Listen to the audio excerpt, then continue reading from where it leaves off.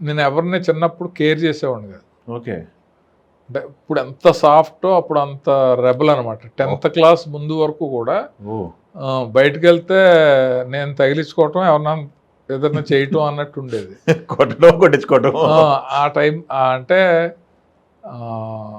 లెక్క చేయకపోవటం. అదే ఆ టైంలో ఊళ్ళో పంచాయతీ ప్రెసిడెంట్లు వాళ్ళు ఉంటారు కదా, వాళ్ళు ఏదో విషయంలో నన్ను ఏదో అంటే నన్ను అంటం ఏంటి అనే కోపంలో వాళ్ళ మీద ఒక కవిత్వం రాశాను.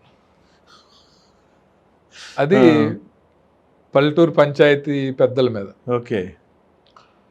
అది మా ఫ్రెండ్స్ అందరు చూపిస్తే చాలా బ్రహ్మాండంగా ఉందన్నారు. మా మదర్కి చూపిస్తే భలే ఉందని. ఓహో, మనలో కవి ఉన్నాడు అనుకుని అప్పటి నుంచి ఇంట్రెస్ట్ స్టార్ట్ అయింది. ఓకే. ఓకే. ఆ కవిత్వం ఏంటంటే పల్లెటూరి పంచాయతీ పెద్దలు పదవి పెత్తనంతో ఎక్కారు పైగద్దెలు, బుద్ధులేని ఎద్దులు, చదువురాని మొద్దులు, అవినీతికి గానుగెద్దులు, వీళ్ళు అక్రమానికి గంగిరెద్దులు.